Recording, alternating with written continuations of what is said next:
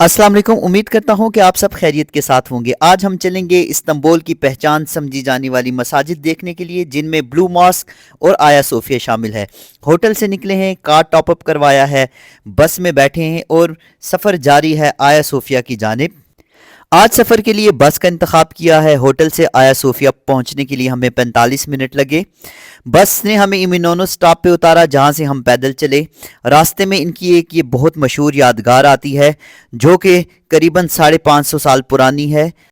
यहाँ से जैसे ही थोड़ा सा आप आगे जाएंगे, उल्टे हाथ पर शाही कब्रिस्तान वाक़ है, जहाँ बादशाह सुल्तान मोहम्मद और सुल्तान अब्दुल अजीज़ मदफून हैं। ये कब्रें अंदर से बहुत ही खूबसूरत तर्ज पर बनाई गई हैं। ईरान के साथ जंग के बाद सुल्तान अहमद ने इस्तांबुल में एक अजीमुशान मस्जिद बनाने का इरादा किया। ये 40 साल से ज़्यादा अरसे के बाद पहली शाही मस्जिद थी, जिसके बनाने के लिए शाही ख़ानदान के किसी फ़र्द ने हुक्म दिया था। सुल्तान अहमद ने मस्जिद की तामीर के लिए ख़जाने से रकम अदा की।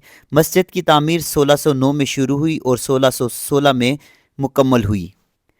ये मस्जिद बालातीनी शहनशाहों के महल मकाम और आया सोफिया के सामने तामीर की गई। एक शाही मस्जिद के सामने एक और शाही मस्जिद का बनाया जाना उस वक़्त यकीनन एक मुअम्मा था।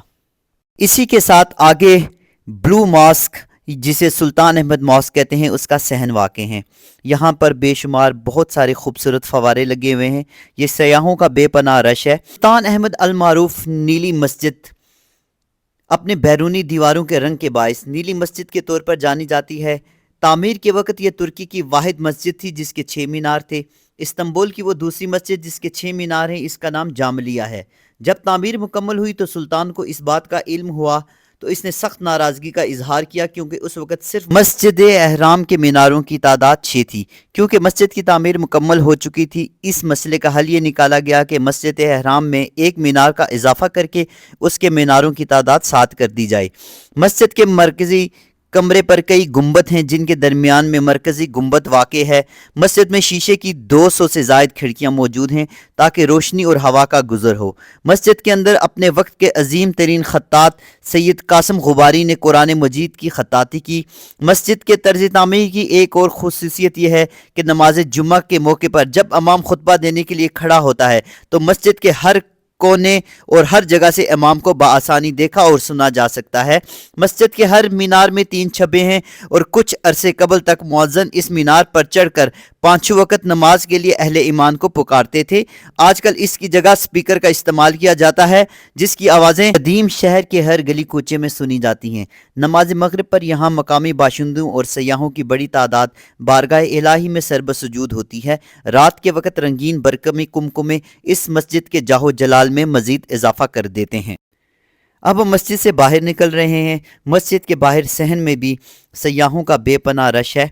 जैसे ही आप मस्जिद से बाहर निकलेंगे, सीधी अतराफ आपको मस्जिद के बुलंदो बाला मीनार नज़र आएंगे, जिनकी तारीख में पहले आपको बता चुका हूँ।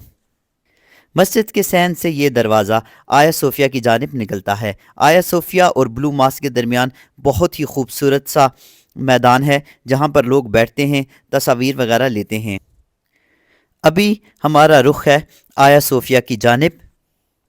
आया सोफिया एक तारीखी इबादतगाह है जो माजी में यूनानी कैथेड्रल के स्कूल और म्यूज़ियम के तौर पर इस्तेमाल होती थी। 10 जुलाई 2020 को सदर रजब अर्तुगान ने हुक्म दिया कि इसको दोबारा मस्जिद के तौर पर बहाल किया जाए। जस्टिन अव्वल के दौर में सन 537 में इसकी तामीर शुरू हुई। इसकी तामीर पर 5 साल 10 महीने लगे। 10,000 मेमारों ने इसे तामीर किया और इस पर 10 लाख पाउंड उस वक़्त खर्च आया था। इसकी तामीर के लिए नायाब किस्म के संगे मरमर इस्तेमाल किए और एक ख़ास किस्म का मसाला इस्तेमाल किया गया। दुनिया भर के कलीसियाओं ने इसकी तामीर में बहुत सारे नवादरात नजराने के तौर पर पेश किए। जब इसकी तामीर मुकम्मल हुई तो ये उस वक़्त दुनिया की सबसे ज़्यादा जगह रखने वाली पहली और मुकम्मल महराबदार छत थी। आया सोफिया सुल्तान मोहम्मद फ़ातिह के हाथों फ़तह कस्तंतुनिया तक मसीहों का दूसरा बड़ा मजहबी मरकज़ बना रहा। तकरीबन 5वीं सदी ईस्वी से ईसाई दुनिया में दो बड़ी सल्तनतों में तकसीम हो गए थे। एक सल्तनत मशरक में थी जिसका पाए तख्त कस्तंतुनिया था और दूसरी बड़ी सल्तनत मगरब में थी जिसका मरकज़ रोम था। जब 1453 में उस्मानी सुल्तान मोहम्मद फ़ातेह ने कस्तंतुनिया को फ़तह किया और बालातीनियों को शिकस्त हो गई, तो इस शहर के मजहबी रहनुमाओं और ईसाइयों ने इस कलीसा में इस ख्याल से पनाह ली कि कम अज़ कम इस इमारत पर दुश्मन का कब्ज़ा नहीं हो सकेगा। लेकिन तुर्क उस्मानी फ़ौज इसके सतूनों से आगे बढ़कर सोफिया कलीसा के दरवाजे पर पहुंच गई। ना कोई फरिश्ता आसमान से नाजिल हुआ और ना कोई रोमियों को शिकस्त को फतह में बदल सका।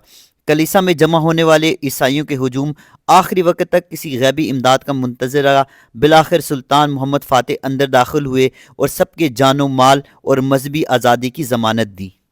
फतह के दिन फजर की नमाज के बाद सुल्तान मोहम्मद फ़ातेह ने यह ऐलान किया कि इंशाअल्लाह हम ज़ोहर की नमाज आया सोफिया में अदा करेंगे। चुनाचे इस दिन फतह हुआ और इसी सरजमीन पर पहली बार नमाज ज़ोहर अदा की गई। इसके बाद पहला जुम्मा भी इसी में पढ़ा गया। आया सोफिया से जैसे ही आप बाहर निकलेंगे सीधे हाथ पर आपको एक बाज़ार मिलेगा। यहाँ बेशुमार टर्किश खाने मिलते हैं जो कि बहुत लजीज होते हैं। हमने यहाँ से टर्की का मशहूर शवारमा ट्राई किया। सुबह से चल चल के बुरी हालत हो चुकी थी। शवारमा बहुत ही ज़्यादा लजीज था। खाना खाने के बाद हमारा आगे का सफ़र था हार्बर की जानिब। यहाँ सबसे खूबसूरत मंजर होता है रात को इस्तांबुल कैनाल के अंदर कश्ती की सैर। हमारा आज का प्रोग्राम भी यही था। शाम हो चुकी थी, हम पहुँच गए थे हार्बर के ऊपर।